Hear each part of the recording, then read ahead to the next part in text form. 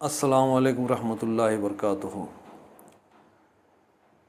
मैं आज बसो कल्याण के मुसलमानों से ये अपील करना चाहता हूँ कि जो शादी ब्याह के मामलात में जिस तरीक़े के अखराजात हो रहे हैं, ख़ास कर फजूल ख़र्ची, जिसमें गाना बजाना, नाचना, म्यूज़िकल पार्टी का क़ायम करना, ये सब जो शादियों में फजूल ख़र्ची को बढ़ा रहा है, इसके ऊपर मसाजिदों के उलमा कई सालों से तक़ारीर करते आ रहे हैं। अव्वाम के सामने मज़हब इस्लाम के अंदर गाने बजाने और नाचने का कोई तस्वुर नहीं है। इसके ऊपर जो है कई नसीहतें करते आ रहे हैं, चाहे वो उलमाए देवबंद हो या तबलीगी जमात का मामला हो या अहले सुन्नतुल जमात का मामला हो या अहले हदीस वालों का मामला हो या जमात इस्लामी का मामला हो,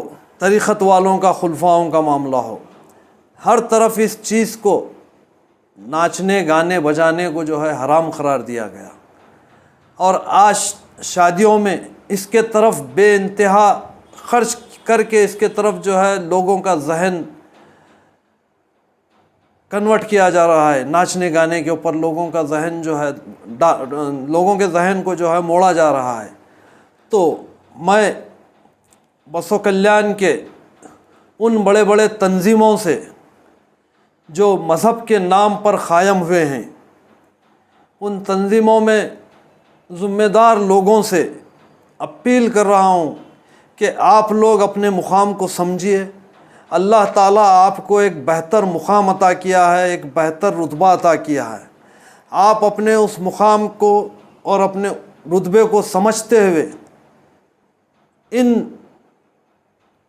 शादी ब्याह के मामलों में जो फजूल ख़र्ची और जो है नाच गाने पर ख़र्च किया जा रहा है, इसको रोकने के लिए आप लोग सामने आइए, जद्दोजहद कीजिए।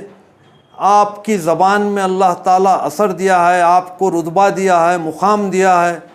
उलमा तो अपना हक़ अदा कर चुके। उलमा मसाजिदों के मिंबरों से बेइंतहा नसीहतें कर कर के वो लोग जो है एक अरसे दराज से जो है नसीहतें करते आ रहे हैं।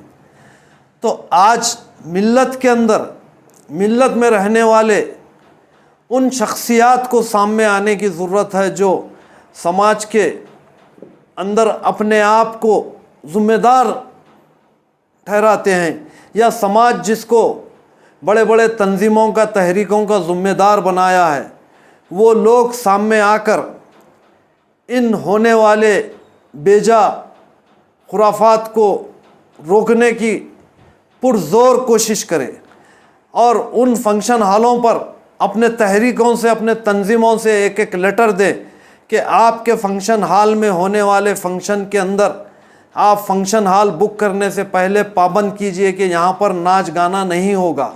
अगर आप नाच गाना करते हैं तो हम फंक्शन हाल नहीं देंगे। ऐसे जो है उन पर पाबंदियाँ आयद कीजिए।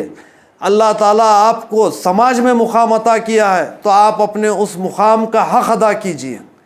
और यकीन मानिए आपकी ज़बान में, आपके रुतबे में असर है और पावर है। अगर आप समाज के लोग, ख़ासकर मुस्लिम बैतुल माल शरीफ पंचायत, खुलफा कमेटी, जो दरवेश कमेटी है, वो लोग अपने अपने लेटर पैडों पर इन फंक्शन हॉल वालों को लेटर देकर इन नाच गानों से रोकिए। यकीनन अल्लाह ताला आपको इसका बड़ा अजर अता करेगा। और ये नौजवानों के बीच में इसका एक रिवाज पड़ता जा रहा है। और कई शादियों में हम बोले भी तो वो पेरेंट्स, माँ बाप जो है, अरे नहीं वो बच्चे के दोस्त लोग किए, तो बच्चे के दोस्त लोग करो, या आप सरपरस्त हैं, आप खामोश बैठे बच्चे के दोस्त लोग करे बोलकर जो है आप नज़रअंदाज किए, तो बुराई आम होती है। और बुराई आम करने में आपका भी सबसे बड़ा रूल होता है। आप सरपरस्त हैं, ये बात अलग है कि आपकी औलाद कमाने के काबिल हुई है और कमा कर जो है आपको भी पाल रही है और अपने जो है फंक्शन पूरी तरीके से कर रही है। तो इसका मतलब ये नहीं कि आपकी औलाद कमाई हुई पैसा, आपकी औलाद का कमाया हुआ पैसा हरामकारी में जाए। आपकी ये जवाबदारी है कि आप उसको रोकना। और इसको रोकने का और एक तरीक़ा भी मैं ख़ासकर गांव के ज़िम्मेदार लोगों को अपने तरफ से मशवरा देना चाहता हूं। आपके जो भी आपको दावत आती है, उस दावत में आप शिरकत कीजिए, उस दावत वाले को उसकी शादी की मुबारकबाद दीजिए। उसके बाद उससे ये सवाल कीजिए कि क्या तुम्हारी शादी में नाच गाने का या बाजे का प्रोग्राम है। अगर नाच गाने का या बाजे का प्रोग्राम है तो हम बस आपको मुबारकबाद देकर हम चले जाते हैं, आपकी दावत का खाना हमको कबूल नहीं है। अगर आप इस तरीक़े से उस शादी वाले को दबाव डालेंगे और उससे अखलाक़ी बायकाट करने की कोशिश करेंगे तो समाज के अंदर ये एक बुराई रोकने का आपका जो अमल रहेगा, यकीनन ये अल्लाह और अल्लाह के रसूल के नज़दीक बड़ा काबिल कबूल रहेगा और एक नेकी का ज़रिया बनेगा। मैं अपने तरफ से ये जो कह रहा हूँ, रमज़ान के बाद शादियों का जो सीज़न शुरू हुआ, जब से लेकर आज तक कुछ शादियों में बाजे का एहतमाम हुआ और बाजा लगाकर नाचा गया, और एक शादी में बाज़ाब्ता म्यूज़िकल पार्टी का एहतमाम हुआ। तो इससे ये ज़ाहिर हो रहा है कि मुसलमानों के अंदर हरामकारी का एक और रास्ता नया खुल गया है। हरामकारी के तो कई रास्ते हैं, मगर समाज को बिगाड़ने के लिए सबसे बुरा रास्ता नाच और गाने का है। समाज के अंदर सबसे ज़्यादा बिगाड़ पैदा होता है नाच गाने से। तो हम इस नाच गाने को रोकने के लिए बसो कल्याण के सारे मुसलमानों की जिम्मेदारी है कि हम मुत्तहिद होकर इस बुराई को रोकें, और इस बुराई को रोकने में हम सब अपनी अपनी जिम्मेदारी निभाएं, ताकि समाज में ये बुराई फैलने से रुक जाए। और भी समाज में कई किस्म के बुराइयां हैं, मगर ये एक नई बुराई का इजाफा जो होने जा रहा है, इसको हम और आप मिलकर रोक सकते हैं। तो खुदारा आप लोग जो समाज के ज़िम्मेदार लोग हैं, जिनको समाज बड़े बड़े इदारों में ज़िम्मेदार बनाया है, वो लोग सामने आइए। और उन लोगों से मेरी हाथ जोड़कर गुजारिश है, आप लोग अगर सामने आकर इस बुराई के ख़िलाफ़ खड़े होंगे तो यकीनन ये बुराई रुक सकती है। पहले ही हमारे यहाँ पर